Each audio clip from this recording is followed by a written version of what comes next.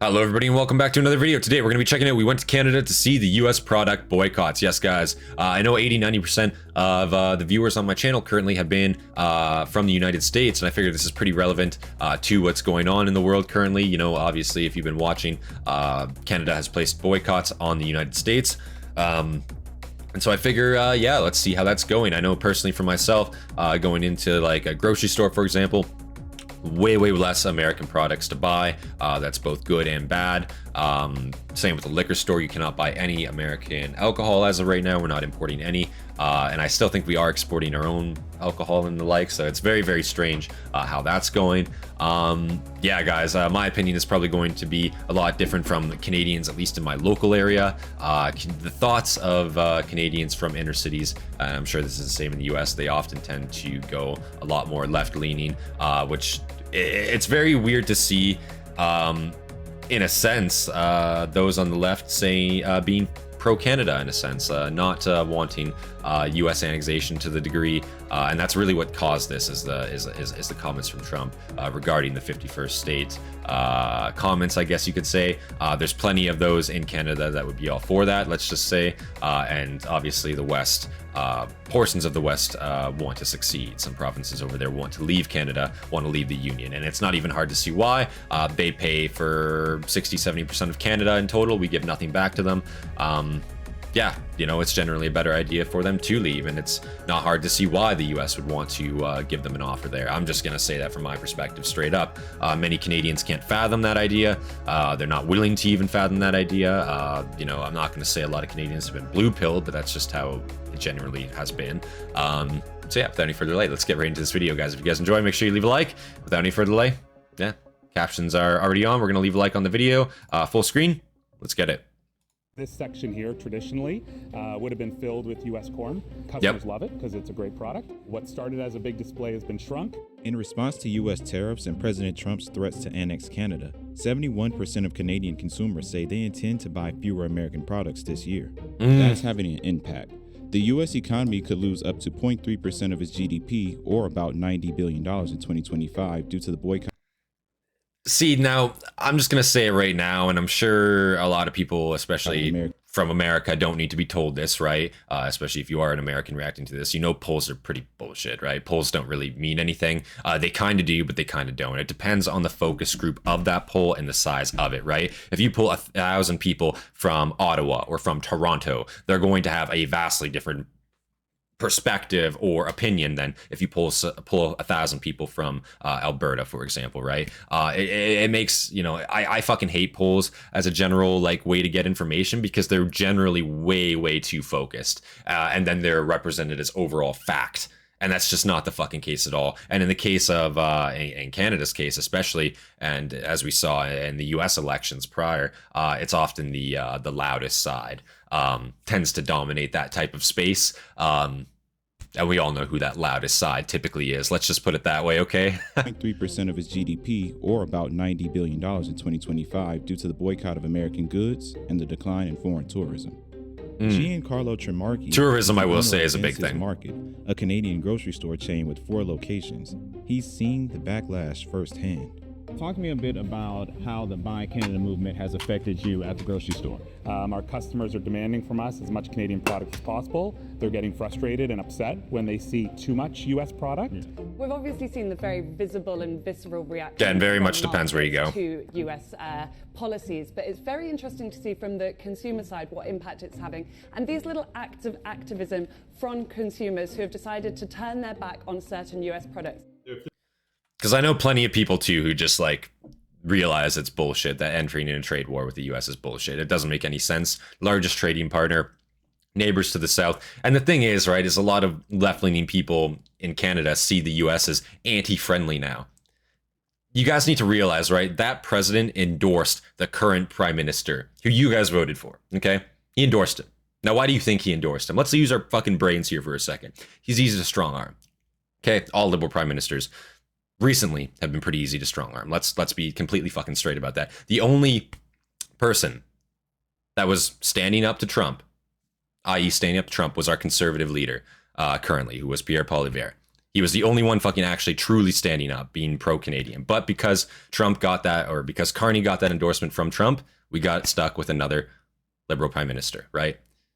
Why do you think he did that? Ask yourselves that question. Honestly, ask yourselves that question and fucking realize what it means. Seriously, like, you guys need to use some fucking critical thinking here, guys. Like, I'm just saying, and I'm saying that to the Canadian viewers here, of course. From the American perspective, right? Makes total sense. Of course, you guys want to have somebody that you can strong. Of course, you guys want what's best for your country. Makes complete sense. We as Canadians should be wanting what's best for our country. And the prime ministers in charge of our country recently have just simply not wanted that. We're 70 cents to the American dollar, 69 cents to the American dollar right now. We used to be more than the American dollar fucking 10, 12 years ago. What happened? You know what I mean? It's crazy shit. It's crazy shit. Activism from consumers who have decided to turn their back on certain... Ask yourselves what changed, guys. Come on. Version and an American version. We probably already delisted the American version and supported the Canadian product because that's what our customers are looking for. And several countries, including Canada and Mexico and some in the European Union, are responding to aggressive U.S. trade policies with retaliatory tariffs of their own. The U.S. tariffs look like they're going to last for the duration of the Trump administration. They probably are. That's going to keep other countries kind of in a negative mood towards U.S. goods and services. So what impact is the boycott on U.S. goods and travel having? And I really hate how, like, and I'm sorry, this is gonna be a video where I pause and keep talking about shit, but I really, you know, because you see all these flags, I see this shit every day.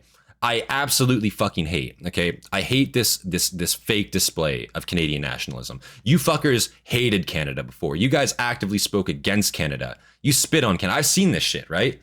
Personally. Right? From all perspectives, you know, community policing, from an army perspective, from a military perspective.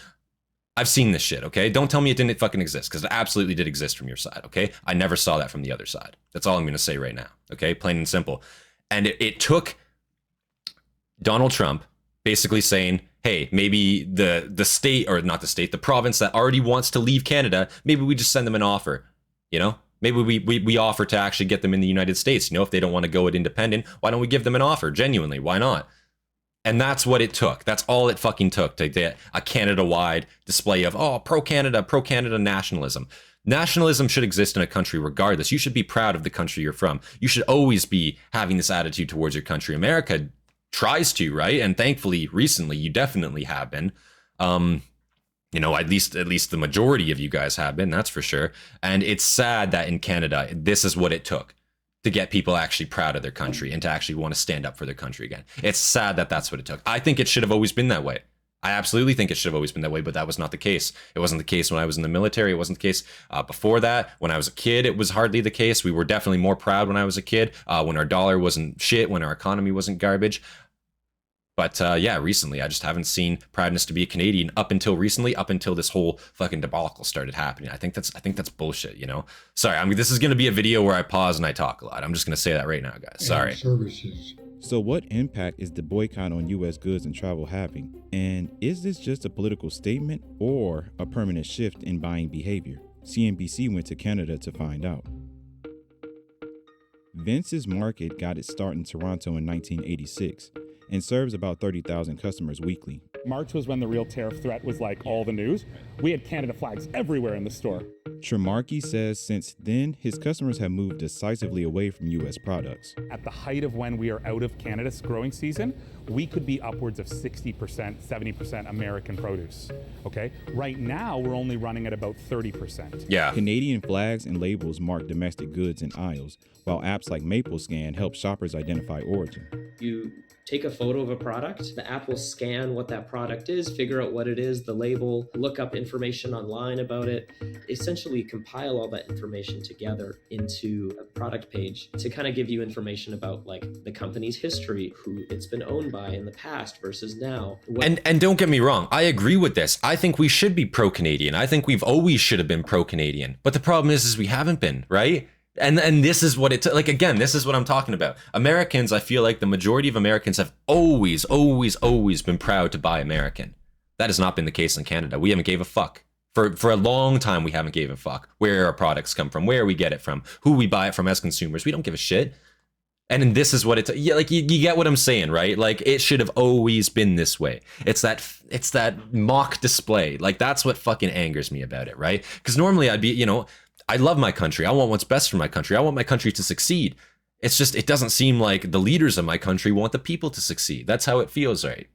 Right? And I don't know, man. It's just, I don't know. Again, it's that outcry from politicians. It's the display from politicians, man. And it's the display from the public, right? From the general public. Again, like a lot of Canadians know better than what's going on here, is what I'm going to say. A lot of them do, plain and simple. So as an American watching this, and again, that's the thing with like news, you know, I'm into like news channels, I guess, in general, right? Media channels in general. There's always going to be a direct bias. You know, if you go to another store, it might not look like this. That's all I'm going to say, right? It really depends. Information about like the company's history, who it's been owned by in the past versus now, what are its Canadian ties. But some items are hard to replace. Mangoes and pears you can get from different parts of the world. When you get into things like Anjou and Bartlett pears, right now you can only get them from the United States. The most in demand and the hardest ones to replace from the U.S. Surprise, surprise, we're Canada. Citrus and greens, lettuce. If there is produce from the U.S. and produce from Canada, and they're the same, of course, I'll go Canadian, of course. We've always been very pro-Canadian, even way before all this stuff happened. This just reinforced it. Canada is America's second largest. Again, depends on who you ask. Worth $28.4 billion in 2024. The boycott has impacted other parts of the store too. How is that affecting kind of these perceived American products like Coca-Cola or Lay's? Yeah, Coca-Cola and Lay's are great examples of global brands. They actually bottle Coke bottles in Canada, about an hour and 30 minutes north of here. Frito-Lay uses Canadian potatoes. There would have been no identification of where Frito-Lay products were made. It would have been small and on the back. Once they realized that they were getting a bad rap, they went ahead and they added Made in Canada labels permanently onto the bags. American staples like wine. So fucking stupid. So fucking stupid. Like, but it's an American company still. Okay. Yes, we have Canadian distribution. We have Canadian produce. Sure, it makes sense. Why wouldn't you source from the country if it's fucking 5 minutes down the road, the potato farm that you need to get your fucking potatoes from? Of course that makes sense. Why wouldn't you do that? But it's still an American company. But oh, fucking, you can't give up your goddamn, like, you can't give up your Lay's chips. Like, you know what I'm saying? Like, it's so pick and choosy, man. Like, that's what I mean. It's I don't know. Whatever. Made in Canada labels permanently onto the bags. American staples like wine, beer, and spirits have seen the biggest change being wiped off Canadian shelves. No such thing anymore. Earlier this year, multiple Canadian can't get Jack Daniels. It's sad, man. Alcohol from their store shelves. And in March, Canada... Admittedly, that is the only thing I miss right there, is the Jack Daniels. I listen, I've never really tried like many American liquors. I'd like to, right? Canadian liquors, from my experience, are better. I did like a good Jack's. I will be honest. Your whiskey is pretty good there. Jack Daniels is pretty classic. Provinces announced they were pulling American alcohol from their store shelves. And in March, Canada imposed a 25% tariff on all U.S. alcohol products. A 25% tariff on distilled spirit imports from Mexico and Canada could cost more than 31,000 U.S. jobs. So we're in our wine section now. Our wine business, you know, roughly 35-40% of our red wine sales is California cabs and blends. So that's $60,000 a week in sales that are just gone. They've evaporated from the United States. We're replacing it, and we're replacing it with import wines from France, from South Africa, from Australia, from New Zealand. In 2024, Canada was the which is arguably going to cost a lot more. Alcohol. That's the problem. When you start doing that, you're talking about import costs now, and the import costs of fucking importing wine from New Zealand or from Australia or from France across an ocean, it's going to be a lot higher on the consumer than it would be just getting it from the US without a fucking tariff. Like, you know what I'm saying? That's the problem here, right? I think Trump knows what he's doing. He's definitely playing to his advantage because he knows he can, right? You're the biggest economy in the world. You definitely can strong arm. When you want to strong arm, there's no reason why you shouldn't, right? And again, if you're pro for your country, right? If you're trying to get your country to succeed, ideally you do want a strong arm under the countries. That's just realistic. I'm just saying that now. You know, to not agree with that is to be salty. You know what I'm saying? Like, you want what's best for your country. You're going to get other countries to do what you want to do to benefit yourself, right? We're trying to like bounce back from that, but we're trying to retaliate to that to a degree. I just don't know if it's effective. I just don't know if overall it's going to change things. That's the thing. I don't think it will. Zealand. In 2024, Canada was the U.S.'s top export market for alcohol, exporting $435 million worth of wine, $221 million in distilled spirits, and $41 million in beer to Canada. The loss to So the $1 billion US is a boon to Canada, with the Buy Canada movement adding roughly $10 billion to the country's economy. Giancarlo thinks if the tariff dispute is resolved, the boycott might ease, but it's unlikely every customer will go back to buying American. $10 billion is a lot to Canadians. $10 billion is a fucking sneeze to the American economy. You guys could shit $10 million and it would mean nothing, okay? We shit $10 million, it means everything. Like straight up. Like that's the difference, right, between our countries. Our countries economically do not fucking compare. They're not comparable. Like you literally cannot compare them. Our populations don't fucking compare, right? It's I don't know. Like again, I think it's silly. I think you see those numbers and you think, oh yeah, we're doing so good as Canadian. They don't give a fuck, man. They don't care. Like, you know what I mean? Like, it doesn't really mean much to them, just straight up. The boycott might ease, but it's unlikely every customer will go back to buying American. So I actually just had to respond to a customer from last week that came in and felt like we had too much American product, and they told us they're not going to shop at our store anymore. And just like shelves are being cleared of American products, I don't know, then don't shop at our store. Travelers are clearing their travel plans to America, turning away from the country as a destination.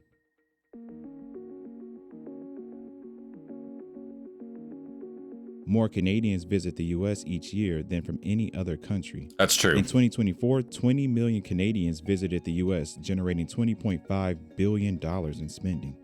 But the flow is slowing. Online travel searches from Canada to the U.S. dropped 50% this spring. If you look at Canadian drive traffic, it was down nearly 30% in March. Air travel, not as bad. Combined, it was down about 15%.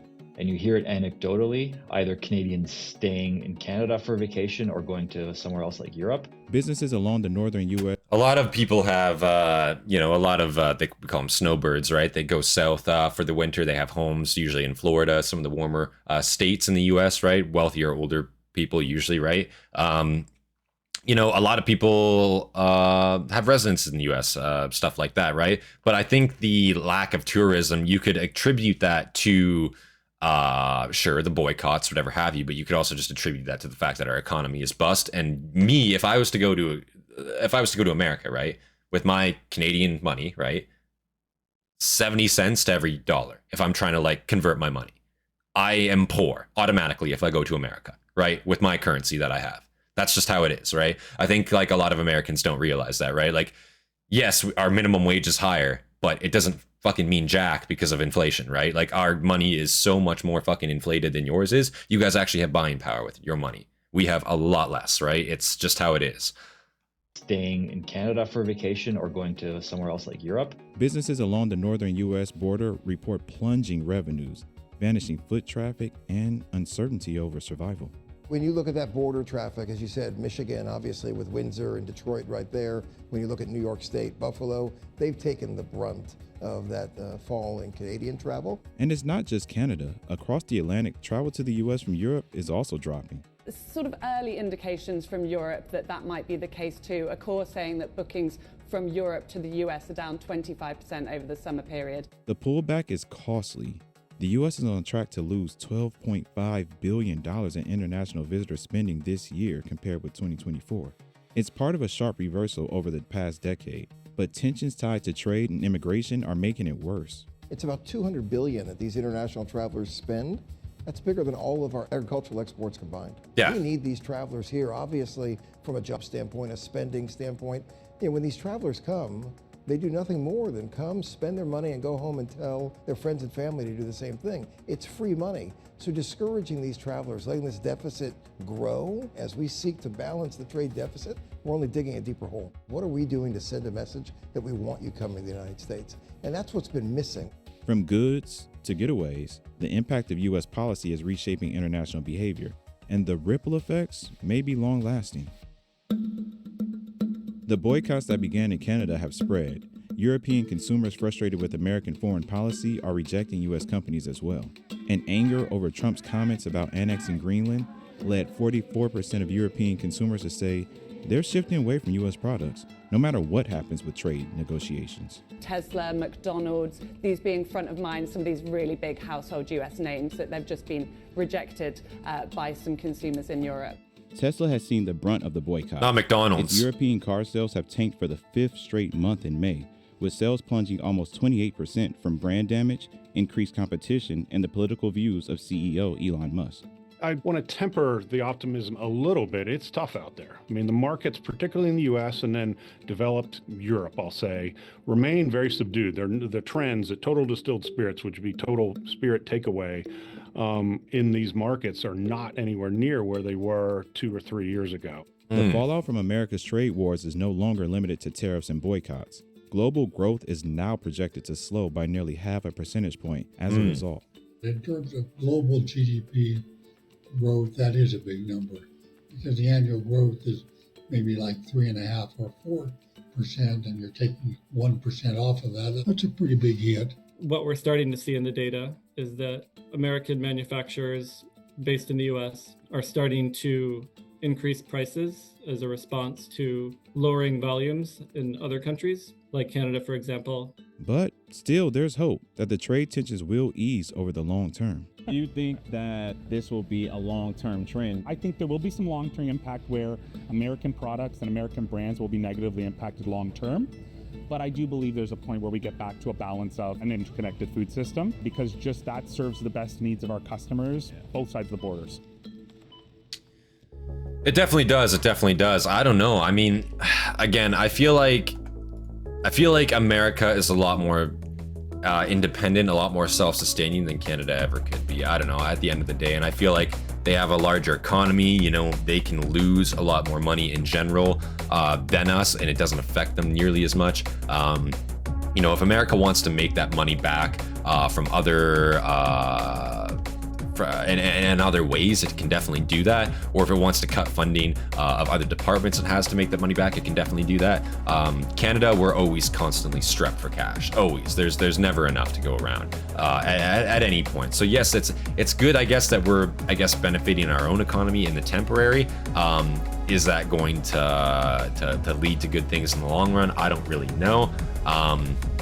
Yeah, I guess it's really hard to say. Let me know what you guys think in America. Do you guys notice this at all? Also, what I will say too about American prices rising, right? Again, I hear Americans complain about like the rising cost of food and shit in America. It just doesn't compare to Canadian prices, plain and simple. It just doesn't. Ours are way more fucking expensive. It's not even comparable. Like it just isn't. So, you know, I get it, but it's also just a case of like, if our food prices start going up even more, we will be much more affected than Americans will be, plain and simple. Everything here is more expensive, right? Because our money is just worth less than yours. But yeah, without any further delay, guys, if you guys enjoyed, make sure you leave a like, subscribe. Big thank you to all of our members, our Hastati, our Principe, Dagenhart, and of course our Prefects, Fear, and Hobbit. Appreciate you guys. You guys inspire me to make more content for you guys every single day. I know I kind of yapped in this video quite a bit, but hopefully you guys found it kind of interesting. Didn't mind my yapping too much, but yeah, without any further delay, guys, see you guys in the next one. Peace, guys.